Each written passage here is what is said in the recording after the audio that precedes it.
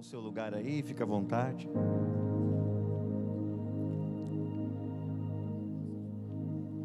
Glória a Deus. Vamos aplaudir a Jesus pela banda. Banda, muito obrigado, podem descer.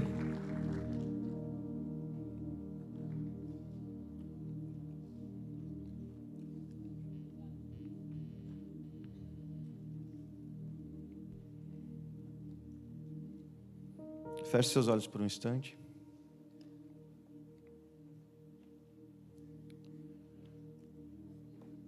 Pai, em nome de Jesus, em nome de Jesus, nós queremos que essa seja uma noite onde as nossas vidas sejam alinhadas com a Tua vontade. Nós queremos que seja essa uma noite onde possamos ter um encontro com a Tua presença. Nós queremos sair, Pai, de um nível de superfície e nós queremos acessar um nível de profundidade, um nível onde não venhamos mais apenas ouvir falar do Senhor, mas que venhamos ser aqueles que falam contigo, assim como grandes homens conseguiram ter amizade contigo. Nós queremos o maior título que podemos receber. Queremos ser chamados amigos de Deus, amigos do Senhor. Sabemos que para isso, Pai, é necessário abrir mão de muitas coisas. Mas nós queremos ter os nossos corações apaixonados por Ti, para que as renúncias não nos parem. Queremos ser apaixonados por Ti, para que cada vez mais possamos acessar um nível de glória maior, um nível de intimidade mais profundo. Que a superfície não seja o nosso lugar de habitação, mas que venhamos ser aqueles que habitam o mais profundo da Tua presença. Em nome de Jesus, Pai. Nós estamos aqui, queremos que o Senhor fale conosco, então nós abrimos a nossa mente, nosso coração, nosso espírito para, recebendo a Tua palavra, que a Tua palavra venha gerar em nós transformação. Em nome de Jesus, amém e amém. Glória a Deus. Queridos, quantos aqui conhecem a oração do Pai Nosso? Faz isso assim com a sua mão. Não, de verdade, se você conhece, levanta a sua mão. Eu arrisco dizer que 100%, né? Obviamente tem umas mãos que são tímidas, né? Que levantar a mão é isso aqui, né? Isso aqui. O Tiranossauro Rex, né, pessoal? Chega na igreja, a pessoa vira um Tiranossauro Rex. O máximo da mão que ela levanta é aqui, ó. A palavra nos diz que foi para a liberdade que Cristo nos libertou. Então a gente tem liberdade para acessar a presença do Pai, sabe, desfrutar da presença do Pai. Por muito tempo o homem esteve separado, mas graças a Cristo agora nós somos ligados à presença, ligados ao nosso Pai. Então a gente tem que aproveitar isso. Amém, gente? Glória a Deus. Não, glória a Deus. Glória ao pastor Dan, que não é, né? Ao louvor também não. A iluminação da igreja também não é glória. É glória a Deus. Glória a Deus. Amém.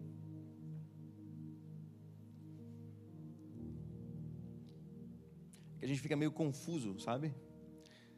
Porque ao mesmo tempo que eu quero pregar, porque eu preparei uma mensagem, parece que o Espírito Santo quer tocar algumas pessoas. Então, eu não sou maluco de atrapalhar o que o Espírito Santo quer fazer.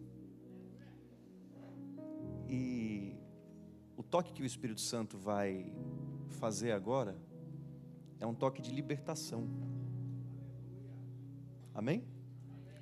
De libertação. Feche seus olhos.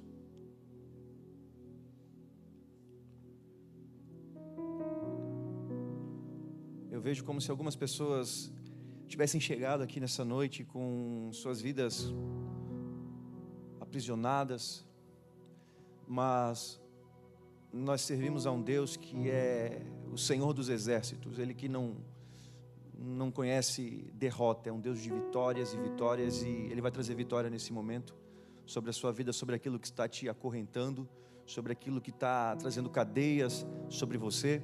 Nesse momento, o Espírito Santo, com a unção, ele vai despedaçar todo o jugo, toda a prisão. Pai, em nome do Senhor Jesus Cristo, eu oro agora nesse momento.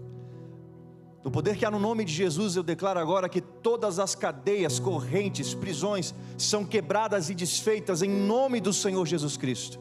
Tudo aquilo que tem tentado paralisar esses jovens, tudo aquilo que tem tentado pará-los na fé, tudo aquilo que tem tentado arrancar eles da presença, em nome de Jesus, nós oramos agora, e todo mal é repreendido, todo mal é quebrado, todo mal é enfraquecido agora em nome de Jesus. E na conta do 3 eu declaro que todo mal vai embora em nome de Jesus. 1, 2, 3, todo mal sai em nome de Jesus. Declaro vocês livres, libertos, na liberdade que Cristo concede a vocês em nome de Jesus. Respira fundo aí. Amém, amém. Glória a Deus. Agora sim, agora estou livre para pregar. Quem está com a gente pela primeira vez, faz um sinalzinho assim com a sua mão, só para a gente conhecer. Deus abençoe, Deus abençoe. Vamos aplaudir a eles. Queremos dizer que vocês são bem-vindos. Esse é um lugar de pertencimento. O nome dessa igreja é Família do Reino, porque de fato a gente tenta ser família. A gente tenta viver isso ao máximo possível.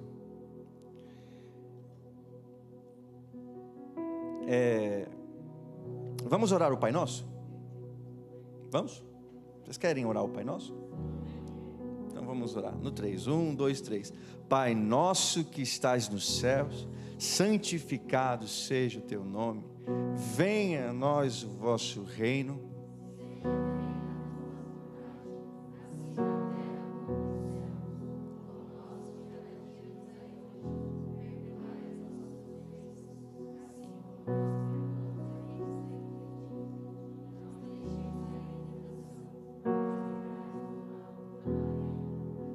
Amém. Tem uma parte que você diz assim: perdoa as nossas ofensas, assim como nós perdoamos aqueles que nos ofendem. É que tem uns irmãos que, né, ao invés de trazer o bom perfume de Cristo, eles fazem tanta caquinha, né, que o cheiro que...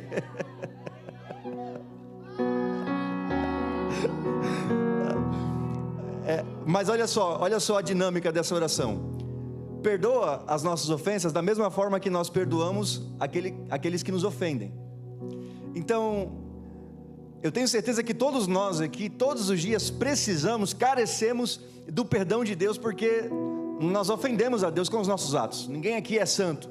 Caso contrário, você já estaria lá na condição de corpo de glória. Mas você está aqui porque você é pecador que precisa da misericórdia e da graça do Senhor. Amém?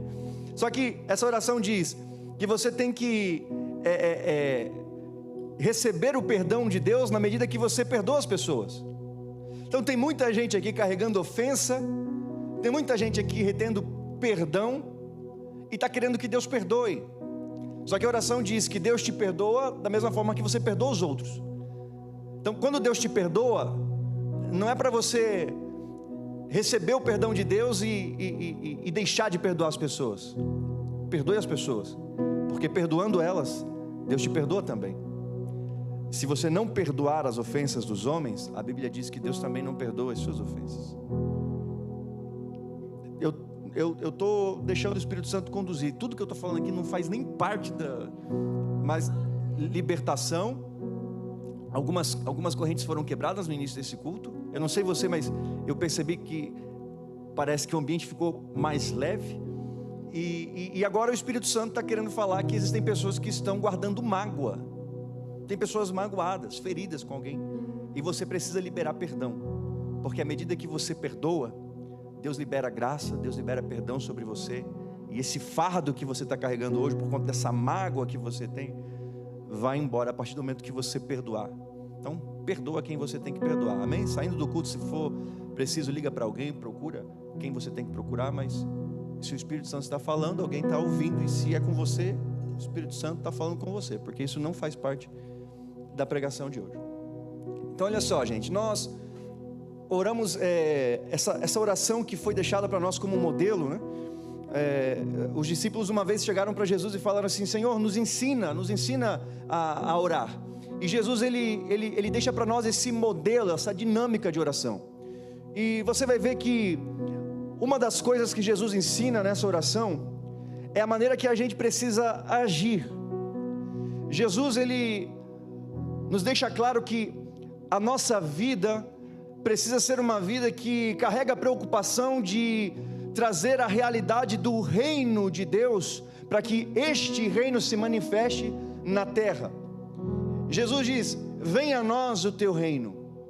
Agora deixa eu falar uma coisa, ainda que seja uma oração que todos sabem, a verdade é que nem todos vivem o reino, porque quando o reino de Deus vem sobre a sua vida, consequentemente toda a realidade de Deus, toda a realidade dos céus vem também sobre você. E eu desconheço qualquer lugar na Bíblia que diga que no céu tem choro, tem tristeza, tem pobreza, tem doença. Eu não conheço que o céu tem essa realidade. Para mim, a realidade dos céus é uma realidade de glória, é uma realidade de cura, é uma realidade de prosperidade. E Jesus está dizendo que é possível trazer essa realidade do reino na terra. Mas ao mesmo tempo que ele diz que é possível trazer essa realidade do reino de Deus na terra, a verdade é que muita gente não vive o reino de Deus, porque o reino de Deus está condicionado a uma coisa muito clara que está na oração. Muitos de nós pedimos o reino porque convém, é interessante ter o reino, porque o reino tem poder, o reino tem glória, o reino tem milagres. Só que Jesus deixa claro que esse reino ele não vem sozinho, ele vem acompanhado da vontade de Deus. E é aqui que muitos não conseguem acessar o reino, porque para acessar o reino precisa se submeter à vontade, porque diz: venha o reino, faz a tua vontade. Com esse reino vem também a vontade, e nem todos estão dispostos de fato a se submeterem à vontade de Deus Pai. Logo, se a gente não se submete à vontade, nós também não acessamos a realidade do reino de Deus. Então é isso que Jesus vai fazer nessa noite. Ele vai alinhar as nossas expectativas, para que possamos nessa noite acessar um nível maior de intimidade com Ele. Amém? Quem quer acessar um nível de intimidade maior? Um nível de maturidade mais elevado? Nós precisamos sempre buscar essa evolução, porque muita gente paralisa na fé, e não é isso que a Bíblia nos ensina. A Bíblia diz que nós devemos andar de glória em glória. Tem gente que viveu a glória, tem gente que teve experiências, só que o que elas tiveram ficou no passado. E hoje você olha para a vida de muita gente, a glória, as grandes experiências da fé já não fazem mais parte do presente, é coisa do passado. Quem vive de passado é memória, quem vive de passado é museu. Nós não fomos chamados para viver de uma glória que aconteceu lá atrás, nós somos chamados para viver de glória em glória. Então o que a Bíblia nos ensina é que nós não devemos nos conformar, nós precisamos ser gratos sim por tudo aquilo que Jesus já fez em nossas vidas, mas em nós deve existir um desejo, um anseio de viver uma glória maior, de viver um nível mais profundo de intimidade, de acessar realmente um poder que você ainda não acessou, para viver algo de Deus que você ainda não viveu. Então, para que o reino, essa oração poderosa, venha o teu reino, para que isso aconteça, eu oro para que isso aconteça na sua vida, nós precisamos alinhar as nossas vidas com a vontade de Deus, em nome de Jesus, amém? Eu quero ler com vocês um texto, lá de Lucas 24, a partir do versículo 13, o que você não leu de Bíblia nessa semana, nós vamos ler agora para você ficar em dia, tá bem? Lucas 24, 13.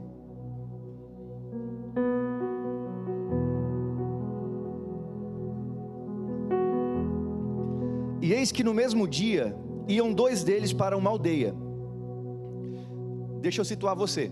Esse texto que a gente vai ler agora, fala do domingo, o terceiro dia, após a morte do Senhor Jesus Cristo. Tá bom? Então o que a gente vai ler aqui agora, se passa com mais exatidão em um domingo à tarde, certo? Vamos lá. E eis que no mesmo dia iam 2 deles para uma aldeia que distava de Jerusalém 60 estádios, cujo nome era Emaús, e iam falando entre si de tudo aquilo que havia sucedido. E aconteceu que, indo eles falando entre si e fazendo perguntas um ao outro, o mesmo Jesus se aproximou e ia com eles. Mas os olhos deles estavam como que fechados para que o não reconhecessem. E ele lhes disse: que palavras são essas que, caminhando, trocais entre vós, e por que estáis tristes? E respondendo um cujo nome era Cleopas, disse-lhe: és tu só peregrino em Jerusalém, e não sabes as coisas que nela têm sucedido nestes dias? E ele lhes perguntou: quais? E eles lhe disseram: as que dizem a respeito a Jesus Nazareno, que foi homem profeta, poderoso em obras e palavras diante de Deus e de todo o povo. E como os principais sacerdotes e os nossos príncipes o entregaram à condenação de morte e o crucificaram.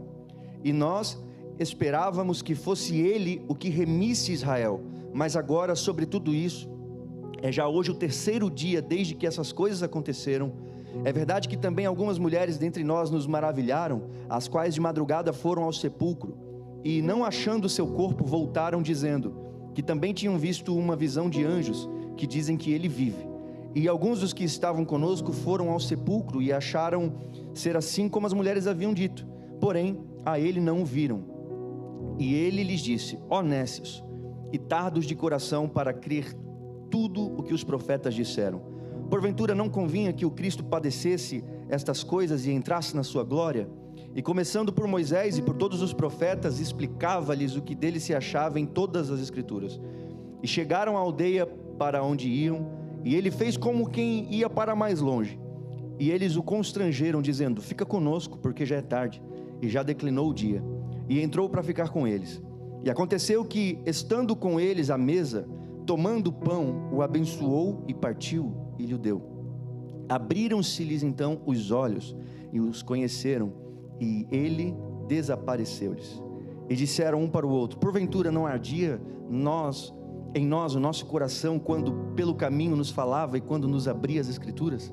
E na mesma hora, levantando-se, tornaram para Jerusalém e acharam congregados os 11 e os que estavam com eles, os quais diziam: ressuscitou verdadeiramente o Senhor e já apareceu a Simão. E eles lhes contaram o que lhes acontecera no caminho e como deles fora conhecido no partir do pão.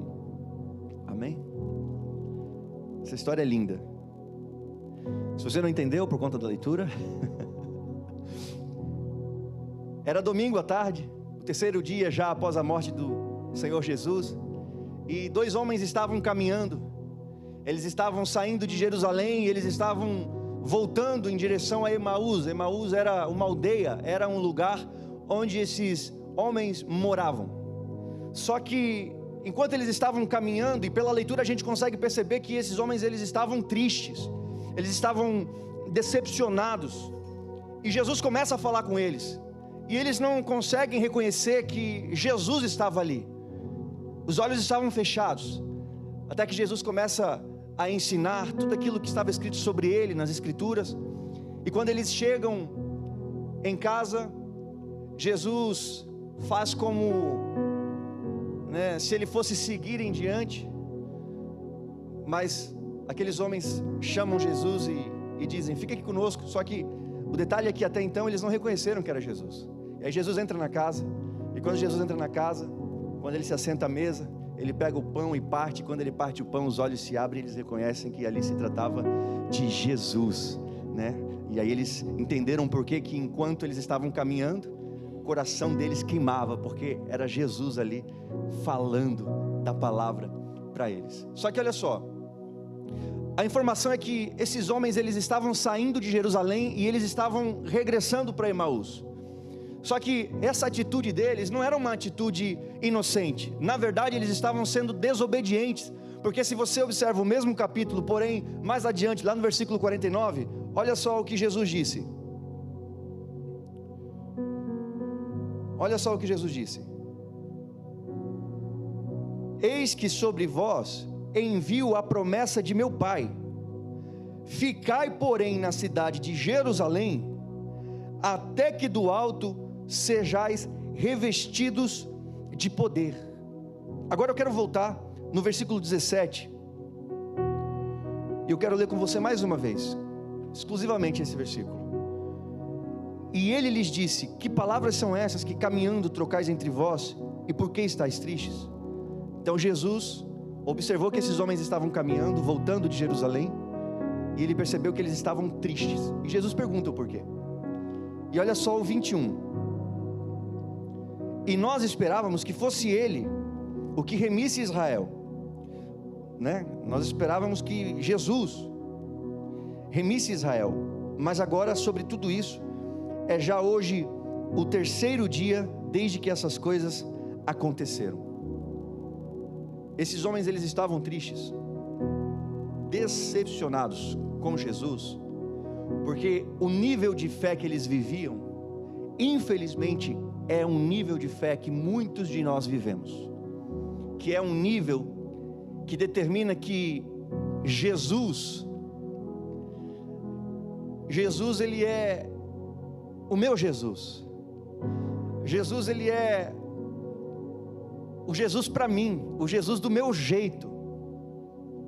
Tem gente que vem à igreja, congrega, tem na bio do Instagram cristão, faz tudo certinho, jejua, lê Bíblia, mas a fé que vive ainda é essa fé, esse nível que faz de Jesus alguém que se submete às suas próprias vontades.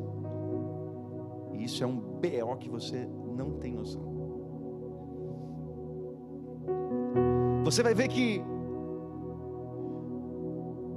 esses homens, eles queriam que Jesus viesse, na verdade, de uma forma onde ele mais parecesse com um político, porque nesse momento Israel estava vivendo uma opressão muito grande, muito pesada por parte de Roma, e o povo sofria de fato. Roma colocava um jugo, um peso, um fardo muito pesado sobre Israel, e na verdade a expectativa deles é que se levantasse Jesus, o Messias, mas que esse Messias fizesse guerra com Roma, para libertar Israel da opressão de Roma. Porque se você parar para estudar a história, o Antigo Testamento, você vai ver que os grandes líderes, os grandes homens de Deus que se levantaram, foram libertadores. Começa por Moisés. Moisés foi usado por Deus para libertar o povo de Israel que estava sendo oprimido no Egito. Depois a gente tem a época dos juízes, que também foram responsáveis por livrar Israel de inúmeras nações que tentavam oprimir o povo de Israel. Davi, o rei Davi, tão conhecido por nós, foi também um grande libertador, alguém que libertou Israel das mãos dos filisteus. Então você vai ver que a maioria das figuras, a maioria dos homens que se levantam no Antigo Testamento são homens que libertam Israel da opressão que eles viviam. E aí vem o Messias, que é o maior de todos os homens, o maior profeta, o maior de todos. Consequentemente, os judeus, o povo de Israel, colocou sobre Jesus uma demanda, uma expectativa de que seria ele também o responsável por libertar Israel da opressão que eles estavam vivendo por conta de Roma, que lhes oprimia. Só que quando você vê a conduta de Jesus, Jesus não travou guerra com os homens, Jesus travou guerra com o inferno. O que Jesus fez, aparentemente, não envolvia esse aspecto físico, era algo espiritual. E essa galera não estava pronta para entender isso. Eles queriam um Jesus que mudasse a realidade física deles. Eles mal sabiam que Jesus estava ali, na verdade, para restaurar aquela comunhão que havia se perdido lá no jardim por conta do pecado de Adão. Eles não imaginavam que Jesus estava ali para pisar sobre a cabeça do diabo, triunfar sobre o inferno, para receber então todo o poder e a autoridade e compartilhar com a gente. Eles estavam muito ligados para o natural, eles estavam com a visão muito voltada para o natural, e Jesus estava ali fazendo algo sobrenatural, algo espiritual. Então eles ficaram chateados porque Jesus morreu na sexta-feira. não aconteceu nada. Passou sábado, não aconteceu nada. Domingo, não aconteceu nada. Porque eles esperavam que Jesus ia vir com bomba, pá, destruir Roma, pá, ia matar todo mundo. Você consegue imaginar o Jesus que a gente ama, o Jesus que a gente serve fazendo isso? O mesmo que ensinou que se alguém ferir um lado da sua face, você deve virar o outro. Você acha mesmo que esse Jesus viria com tiro, porrada e bomba? Então eles estavam decepcionados porque Jesus não fez isso. Eles queriam Jesus que viesse com tiro, porrada e bomba, remir Israel da opressão de Roma. E quando Jesus não fez isso, eles ficaram tristes. Só que esses caras andaram tempo suficiente para saber que Jesus era o Messias. Eles andaram tempo suficiente para saber que Jesus era aquele que foi profetizado lá em Gênesis 3,15, aquele que pisaria a cabeça da serpente, esmagaria Satanás. Eles sabiam, porque eles andaram, eles viram. Gente, o que eu estou falando para você é tão sério, que o próprio João Batista, que batizou Jesus, chegou um momento em que ele viu que Jesus estava muito pacífico. Poxa, Jesus não está fazendo nada, cadê o tiro e porrada e bomba? Jesus não está matando os romanos, o que está acontecendo? Aí ele se questiona, será que ele é o Messias? Veja, o João Batista que batizou Jesus, chegou agora a um ponto em que ele desconfia de que de fato Jesus é o Messias, porque Jesus não estava atendendo a demanda, a expectativa que o povo tinha, que era uma expectativa natural e não espiritual. Eu quero ler com você Lucas 7 a partir do 19. Lucas 7, 19. Olha só, e João, chamando 2 dos seus discípulos, enviou-os a Jesus, dizendo, és tu aquele que havia de vir ou esperamos outro? Olha só, o mesmo João que batizou e disse, olha, reconheço quem você é o Cordeiro de Deus, que tira o pecado do mundo. O mesmo João que reconheceu Jesus como Messias, agora ele está duvidando da identidade de Jesus. Será que é você mesmo, Jesus, o Messias, ou a gente deve esperar outro? Porque você está muito pacífico, você está muito tranquilinho, a gente está aqui querendo que você entre em ação com tiro, porrada e bomba, e você está aí muito pregando coisinha, ame o que te ofende, faça bem para quem te faz mal, que loucura é essa, Jesus? E aí João manda os discípulos falar com Jesus, o senhor é o Messias mesmo, ou a gente deve esperar outro? Olha só, que desaforo. E quando aqueles homens chegaram junto dele, disseram, João o Batista enviou-nos a perguntar-te, és tu aquele que havia de vir, ou esperamos outro? E na mesma hora, olha só, os caras estão ali diante de Jesus, questionando se ele é o Messias. Na mesma hora,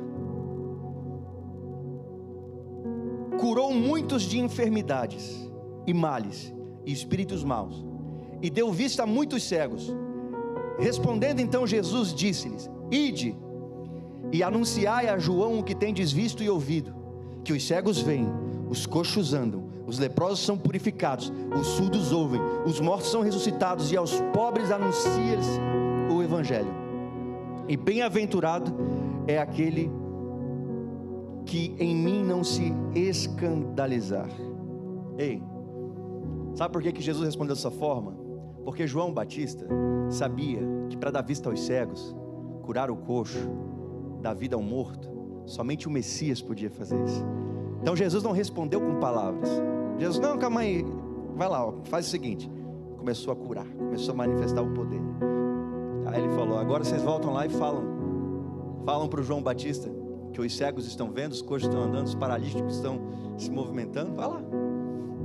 Porque o próprio João Batista, eu quero que você tente compreender a gravidade disso. O próprio João Batista duvidou de que Jesus era o Messias, porque Jesus não atendeu uma demanda que eles tinham sobre ele.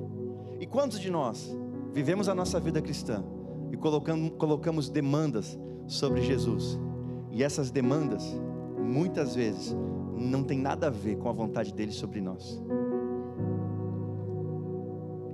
E aí, porque a gente coloca uma demanda sobre ele e ele não atende a nossa expectativa, ele deixa de ser o Messias? Ele deixa de ser o Cristo? Ele deixa de ser o Filho de Deus só porque ele não faz uma vontade que a gente tem? Ele deixa de ser Jesus? Fala comigo, crente. Não, certeza que ele não deixa de ser Jesus? Ah, mas ele fica mais fraquinho, ele perde a força. Não. Cura, Igor.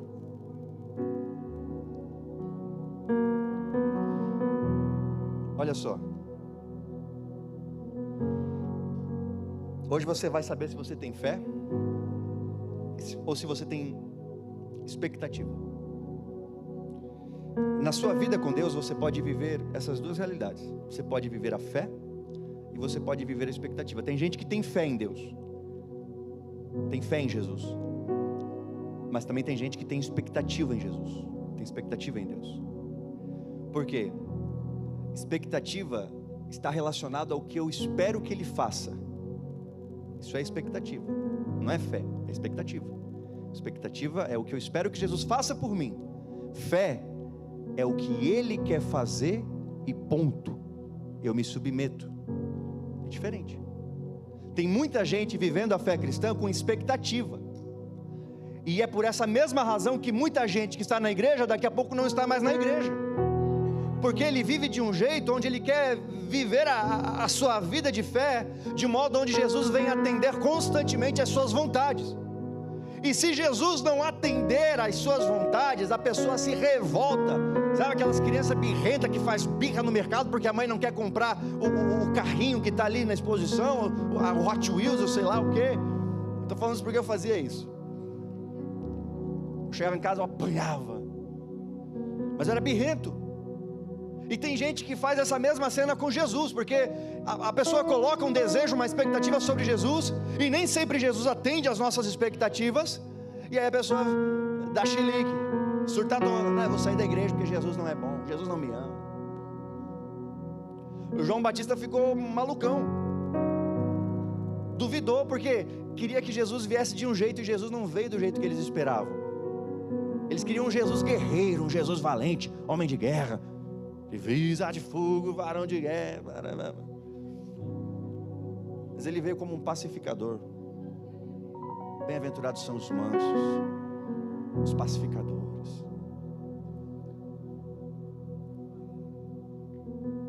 Aí a pergunta é: se Jesus não fizer a sua vontade, você vai deixar de amar Ele? Você vai deixar de viver para Ele? A sua devoção a Ele vai ser ferida? Vai ser prejudicada? Como que vai ser?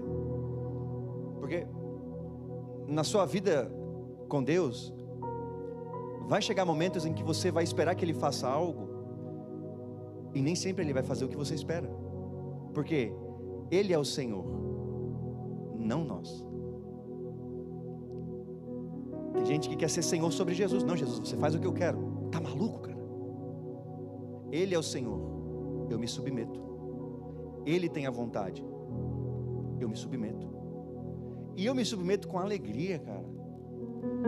Ei, de verdade, quem que você acha que sabe fazer os melhores planos?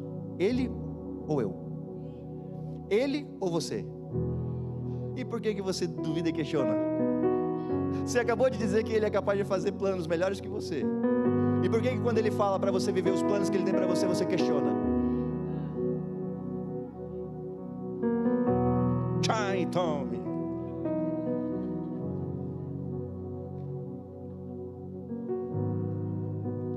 Não foi nem eu que disse, foi você que falou que Ele faz plano melhor que você, cara. Olha só.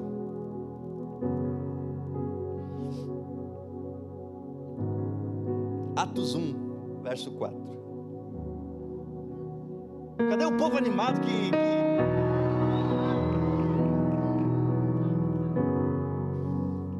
Atos... Cara, isso aqui é uma loucura. Olha só. Jesus, quando Ele ressuscita, Ele aparece diante dos discípulos, e Ele fala isso, olha só.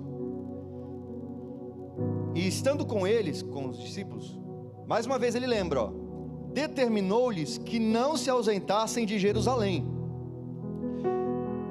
A gente que prega, a gente sempre gosta de dizer que quando você lê Jerusalém, Jerusalém significa o lugar do propósito. Então o lugar do propósito é Jerusalém. Saiu de Jerusalém, já não está mais no propósito. E eu não sei se você lembra do texto que a gente leu lá no início. Aqueles dois homens estavam saindo de Jerusalém. Mas Jerusalém é o lugar do propósito. Amém? Amém? Significa que tão importante quanto a bênção, tão importante quanto o propósito, é também que você esteja posicionado no lugar do propósito. Porque o propósito tem um tempo e tem um lugar. Se você tem propósito, mas não está no lugar certo, sinto muito. Então Jesus foi muito claro: fiquem em Jerusalém.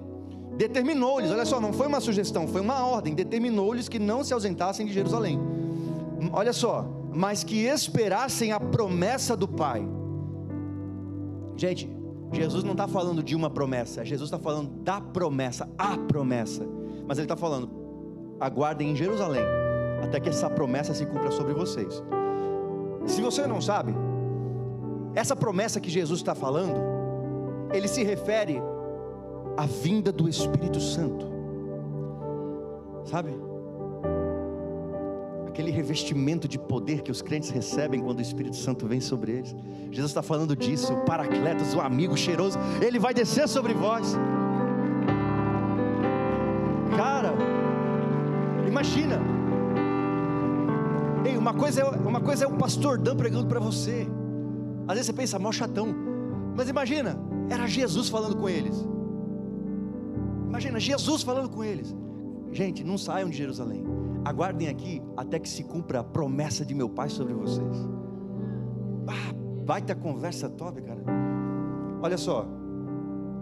Mas que esperassem a promessa do Pai, que disse Ele: de mim ouvistes. Ao 5. Porque na verdade João batizou com água, mas vós sereis batizados com o Espírito Santo não muito depois destes dias.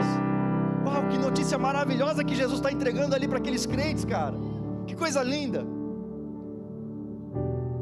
Aí olha o 6. Olha que cara maluco. Um dos que estava ali ouvindo Jesus falar, né? Aqueles, pois, que se haviam reunido, perguntaram-lhe, dizendo: Senhor, restaurarás tu neste tempo o reino a Israel? Porque assim, Senhor, a gente te conheceu por 3 anos e meio, nós não vimos o Senhor destruindo Roma, e assim, beleza, o Senhor morreu, ressuscitou, o Senhor está aqui, mas o Senhor está subindo. A questão é, deixa a promessa para lá, Jesus. Legal, batismo com o Espírito Santo, gostamos, show, parabéns. Mas nós queremos saber, vai ter tiro, porrada e bomba? Porque tu está subindo, se não fizer agora. Jesus está falando da promessa do Espírito Santo, e eles estão com os olhos no natural. Quantos de nós estamos perdendo a chance de viver o inédito, o sobrenatural de Deus, porque estamos com os nossos olhos na terra? A gente está olhando demais para a terra. Para você entender como esse povo não estava nem aí para o que Jesus estava fazendo no âmbito espiritual. Eles queriam um Jesus detonador, um Jesus brabo. Tá bom, legal, Senhor, a promessa, Espírito Santo, que top. Mas Roma, vai destruir Roma, Jesus? É isso que a gente quer saber. A nossa expectativa sobre o Senhor é essa. Deus está falando, irmão? Seja sincero, Deus está falando? Então olha só, eu quero ler com você Isaías 41:10. Coloca no telão, por gentileza. Isaías 41:10. Ei, levanta a mão para receber, de verdade. Olha só: não temas, porque eu sou contigo. Olha só o que ele diz: não te assombres, porque eu sou o teu Deus. Eu te fortaleço e te ajudo e te sustento com a destra da minha justiça. Olha o 11: eis que envergonhados e confundidos serão todos os que se indignarem contra ti, tornar-se-ão em nada, e os que contenderem contigo perecerão. Recebe aí? Meu Deus do céu, aplaude a Ele. Meu Deus, que glória! Não temas, diz o Senhor, eu estou contigo. A gente recebe, hein? Que glória! Ai, Jesus, que glória! Agora levanta a mão para receber. Vamos ler lá em Filipenses 1:29. Levanta a mão para receber. Filipenses 1:29. Eu vou deixar um pouquinho para dar tempo de você baixar. Porque a vós vos foi concedido em relação a Cristo, não somente crer nele, como também padecer por ele. Você recebe? Você quer padecer por Cristo? Em outras palavras, tu quer ter problema por causa de Jesus? Ah, tá legal, tá legal. Ei, a Bíblia é palavra de Deus de Gênesis a Apocalipse. A Bíblia é palavra de Deus de Gênesis a Apocalipse.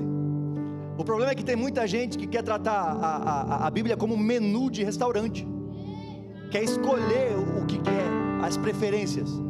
Rapaz, se você quer viver o verso de Isaías, não temas, você tem que estar disposto também a padecer por ele, né? Então as pessoas querem selecionar.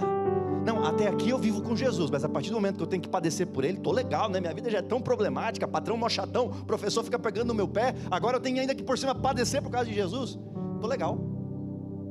Mas quando é o não temas, aí a pessoa fica macho. Eu quero, esse eu quero. Hã? Aquele que quiser vir após mim, aquele que quiser ser meu discípulo, né? Tome a sua cruz, negue-se a si mesmo, negue-se, me siga. Aí essa parte, eu vou tomar cruz. Ainda mais eu vou considerar para onde que Jesus foi com a cruz. Jesus foi com a cruz lá para o monte, o Gólgota, para morrer. Então quando Jesus fala para você pegar a cruz, filhão, não é para você, eu carrego a cruz, é para você morrer também.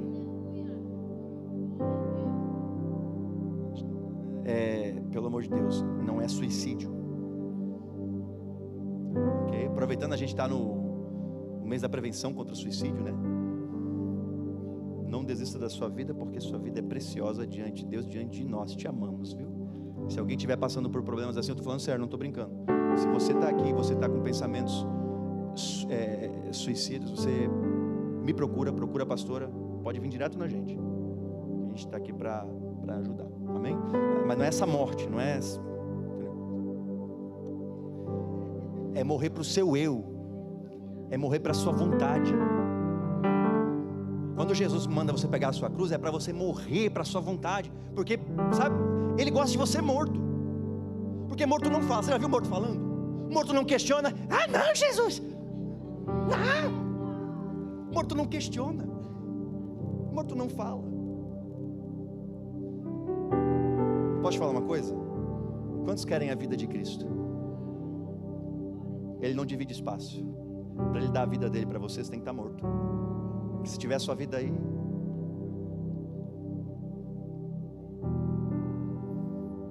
habla a Deus, habla a Deus. Vamos?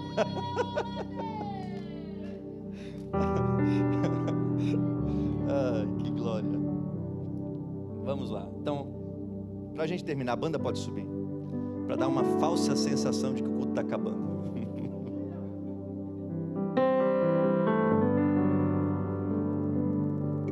Olha só, Romanos 11:33, vamos ler, vale a pena esse versículo.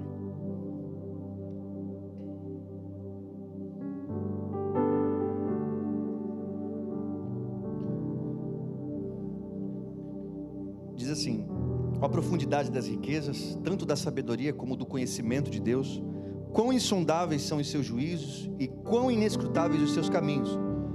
Porque quem compreendeu a mente do Senhor, ou quem foi seu conselheiro? Para de querer dar conselho para Deus, do que Deus tem que fazer. Ele sabe. Aceita que dói menos, pronto. Aceita que dói menos. Sabe, tem um problema muito grande naquele ato daqueles homens voltarem para Emaús, para aquele texto que a gente leu lá no início, né? Aqueles homens que estavam caminhando, estavam tristes, porque Jerusalém era o lugar do propósito, e Jerusalém ficava numa geografia mais elevada, ainda fica, né? Se você vai em Israel, para acessar Jerusalém, ela fica no alto, está numa geografia mais elevada. Emaús ficava a uma certa distância de Jerusalém, só que para acessar Emaús, que era a aldeia onde aqueles homens moravam, tinha que descer para chegar em Emaús.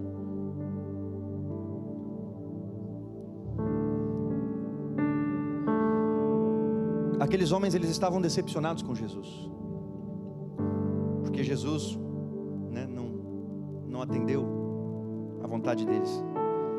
E aí eles, ao invés de ficar no lugar do propósito, eles decidiram descer para Emaús, como se fosse cair. E é isso que você não pode deixar que aconteça com você. Se por um acaso, eu não estou dizendo aqui, ó, eu quero deixar isso claro, obviamente, eu estou trazendo essa mensagem para que eu possa ajustar a fé de vocês, a vida de vocês, a fim de que nós tenhamos aqui jovens, pessoas maduras na fé, pessoas que são gratas pelo sim que Deus dá, mas também sabem lidar com os nãos, porque como um pai que te ama, assim como os teus pais que te corrigiram, eu dou glória a Deus porque eu tive pais que foram rigorosos comigo, me corrigiram, e eu já ouvi muito não. Deus, Ele se preocupa com você, e acredite, não de Deus não é privação, é livramento. Então aprenda a gostar quando Deus te diz não, porque Deus está vendo o que você não vê e Ele sabe o que você não sabe. Então se Ele te disse não sobre algo, sobre algum assunto, não fica bravo, não fica triste, agradeça, porque Ele é Deus e Ele sabe o que é melhor para você. Então a palavra diz que o Senhor, Ele cumpre os desejos do nosso coração. Deleita-te no Senhor, está escrito, e Ele cumprirá os desejos do teu coração. Então é óbvio, Deus é Pai, Ele mima a gente. Rapaz, Deus mima mesmo com coisas pequenas. Você não tem noção como a gente é mimado, que a gente é filho. Deus é Pai e Ele mima, Ele faz sim muitas coisas, só que o que Ele faz nunca conflita com a vontade dEle. Então se você pedir algo para Ele, se você colocar uma demanda, uma vontade sobre Ele, que conflita com a vontade dEle sobre você, Ele não vai fazer a sua vontade, porque Ele tem a vontade dEle e Ele é soberano, a vontade dEle é soberana. Então não estou dizendo que Deus diz não, e que Jesus só sabe dizer não, muito pelo contrário, Jesus diz sim, Jesus faz bem, porque eu não quero que você pense, não, Jesus só diz não, Deus só diz não, não é isso que eu estou dizendo. Estou dizendo que quando chegar um não, ou quando Ele não fizer algo que você queria que Ele fizesse, não desiste de Deus, igual muitos fazem por aí. Tem gente que está com Jesus enquanto Jesus faz a sua vontade. A partir do momento que Jesus diz um não, pronto, não quero mais. Não seja esse crente. Seja maduro. Dá para entender, gente? Eu quero ler um último versículo. Podem ficar de pé.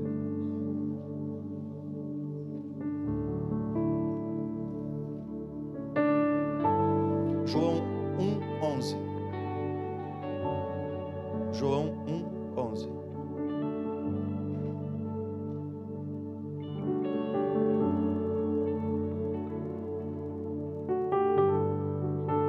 Olha só o que diz sobre Jesus.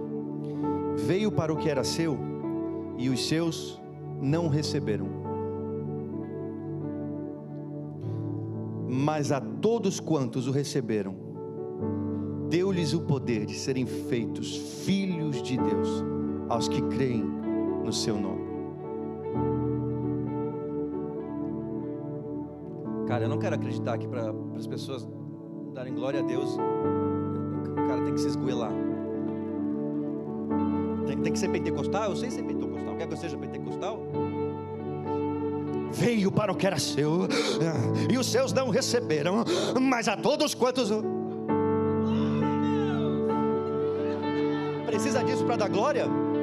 Olha só o que eu estou te dizendo. Ele veio para os que eram seus fecharam a porta na cara dele. Ele falou assim: já que vocês não querem, eu vou dar oportunidade para que todos aqueles que crerem em mim sejam agora feitos filhos de Deus. Filhos de Deus. Eu estou diante de filhos de Deus.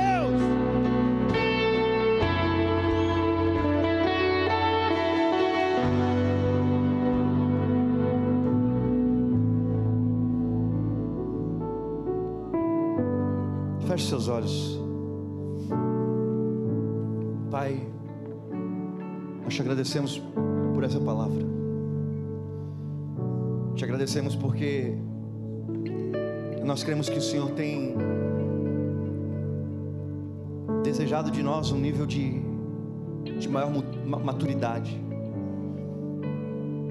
E nós queremos dizer, Pai, que nessa noite nós queremos acessar esse nível mais alto, esse nível de maturidade. Espírito Santo, pedimos que em nossos corações seja estabelecido agora o trono de Deus, o trono da vontade do Pai. Queremos viver o Teu reino e queremos viver também a Tua vontade. Queremos que as nossas vidas nessa noite sejam alinhadas, sejam colocadas no centro do Teu querer. Cada um de nós, Pai, nos insira no centro da Tua vontade. Sabemos que o Senhor tem os melhores planos, o Senhor tem os melhores sonhos, projetos. Os Teus caminhos são maiores, os Teus pensamentos são melhores, e nós queremos confiar, Pai, e nos lançar a viver a Tua vontade. Feche seus olhos enquanto a gente canta essa canção. Deixa Jesus ministrar o seu coração.